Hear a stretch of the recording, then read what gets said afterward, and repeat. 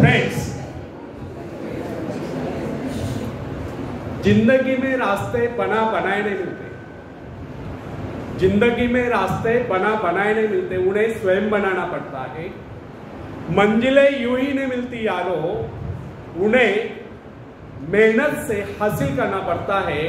उन्हें मेहनत से हासिल करना पड़ता है। धन्यवाद।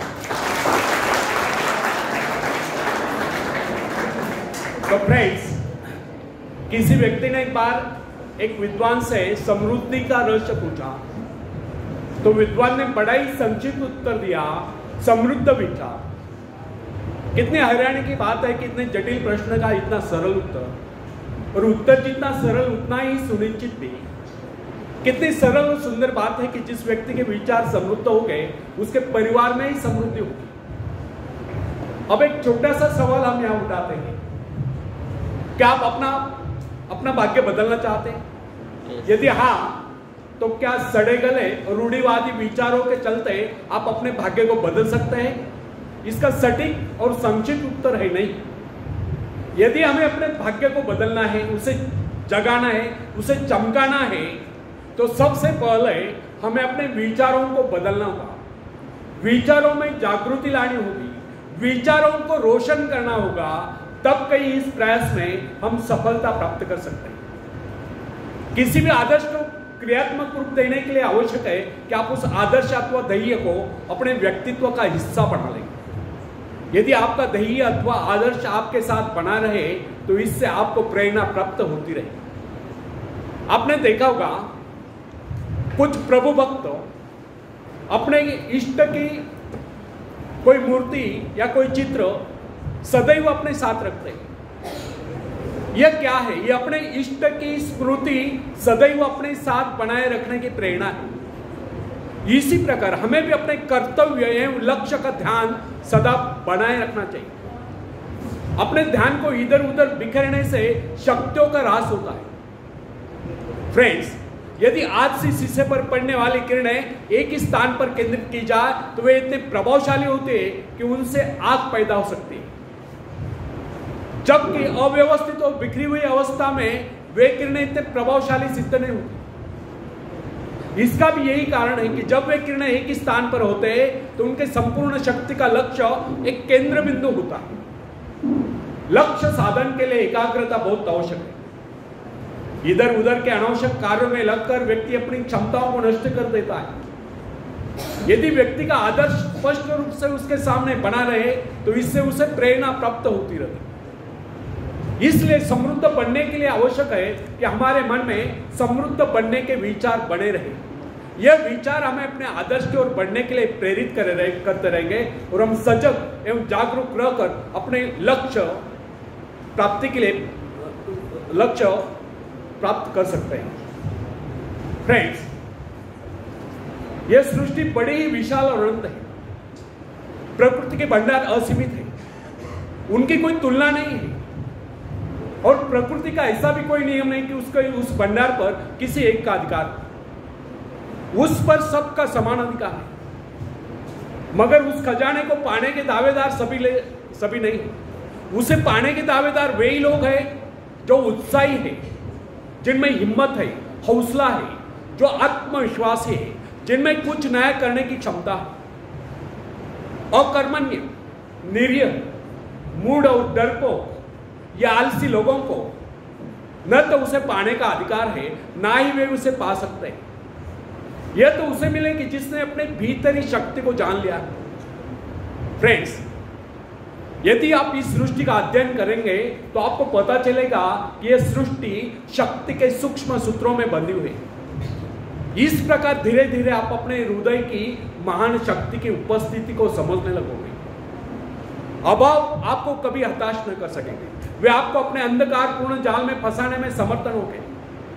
हमारे संस्कृति का संदेश भी यही है कि आप अपनी व्यक्तिगत चेतना को जितना विस्तृत करेंगे, अपने आप में महान स्फूर्ति का अनुभव करते जाएंगे। पर ब्रह्म के साथ तादात्म्य स्थापित करने वाली यह स्फूर्तिदायक चेतना ही वास्तव में सुख है, और इस चेतना के क्षीण होने का नाम ही दुख है। यदि सुख सृष्टि से एकाकार रूप होने से उत्पन्न होता है तो दुख सृष्टि से विच्छिन्न एवं विलग होने से उत्पन्न होता है। फ्रेंड्स, जो व्यक्ति अपने आप को सृष्टि की इस विशाल चेतना का अंश मानकर नहीं चलता, उसे ऐसा प्रतीत होता है कि वह संसार में अकेला है, अनंत अस्तित्वपूर्ण समुद्र में भटकती हुई एक इकाई। अकेलेपन का यह विचार व्यक्ति को असहाय और बेसहारा बना देता है। वो अपने अस्तित्व को क्षुद्र समझने लगता है, वो अपने आप को नितांत असहाय अनुभव करता है। इस प्रकार की परिस्थिति में ही दुख का जन्म होता है। जब जब भी व्यक्ति अपने आप को सृष्टि से अलग कर लेता है, तब तब वह दुख हटाता है। वह स्वयं को अकेला महसूस करके भयभीत होता रहता है, और होगा भी क्यों नहीं। सृष्टि से नाता तोड़कर उसने स्वयं को अकेला जो कर लिया। इसके विपरीत जिस व्यक्ति ने सृष्टि से अपना संबंध जोड़ रखा है और तारतम्य बनाया हुआ है, वह स्वयं को कभी अकेला नहीं समझता। उसे ऐसा अनुभव होता है कि प्रकृति, निसर्ग उसका सहयोग कर रही है। वो अपने आप को समृद्ध अनुभव करता है, क्योंकि प्रकृति के प्रति उसका दृष्टिकोण मित्र भाव का होता है।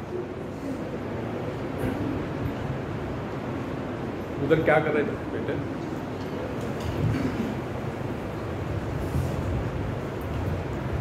कहीं सहाय करता है कभी? ठीक है, मेरी बॉडी लैंग्वेज पे ध्यान रखना। फ्रेंड्स, जो व्यक्ति अपने आप को सृष्टि से अलग कर लेता है, वो आत्मविश्वास से हीन रहता है। उसे प्रकृति के प्रति कभी स्नेह भाव नहीं होता है। वो प्राकृतिक प्रक्रिया को अपरिचित और अपने प्रति षड्यंत्र मानता है। ऐसी स्थिति में प्रकृति के अनंत धन स्रोत, अनुपम सौंदर्य एवं समाप्त न होने वाले खजाने उसके लिए नहीं रह जाते। जिसे स्वयं पर विश्वास नहीं होता है, वह किसी पर भी विश्वास नहीं करता। उसे ऐसा लगता है कि सब उसके दुश्मन है, सब उसका अहित चाहते हैं। अब आप ही बताइए कि ऐसा व्यक्ति अपने आप को समृद्ध कैसे अनुभव कर सकता है, जिसका अकेलापन और अविश्वास उसमें हीन भावनाएं पैदा कर देते हैं। ऐसा व्यक्ति कभी भी अपने भाग्य का निर्माण नहीं कर सकता। प्राय लोग ऐसे कहते सुने जाते हैं कि संसार की रचना इस प्रकार हुए कि यहाँ केवल कुछ लोग ही धनी और समृद्ध रह सकते हैं।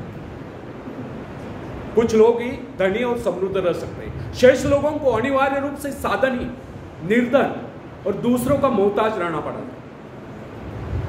उनके विचारों में इस सृष्टि में सुख समृद्धि के साधन सीमित होने के कारण सभी लोग समृद्ध नहीं रह सकते। उनका यह विचार है कि यह संसार प्रतिद्वंद्विता है, स्पर्धा है, और जो इसमें सफल हो जाता है वही सुखों का उपभोग कर सकता है। शेष लोगों के भाग में दुख और कष्ट लिखे। परंतु हमारा यह कहना है कि इन लोगों के ऐसे विचार अनुभवहीनता और अज्ञानता के कारण। वस्तुतः प्रकृति ने तो अपने भंडार सभी के लिए खोल रखे हैं। आप ऐसा क्यों सोचते कि आप भाग्यहीन हैं और भाग्यहीन ही रहोगे? इस प्रकार की मिथ्या धारणा का आधार यह हुआ, जब प्रभु ने इस सृष्टि की रचना की तो मनुष्य के लिए इतने साधन नहीं जुटा है। परंतु ऐसा सोचना कदापि उचित नहीं। वस्तुतः प्रभु ने इस सृष्टि को अत्यंत संपन्न और सब प्रकार से पूर्ण बनाया है। मनुष्य की आवश्यकताओं की पूर्ति के सभी पदार्थ इस धरती पर उपलब्ध है। यदि कोई इस निधि का प्रयोग नहीं कर पाता है तो इसमें उस सृष्टि निर्माता का क्या दोष? विधाता ने तो अपनी रचना संपूर्ण बनाई है। यदि कोई उसे ग्रहण करने में असमर्थ है, आनाकानी करता है, आलस्य में पड़ा रहता है, तो वह जगन्यता क्या कर सकता है?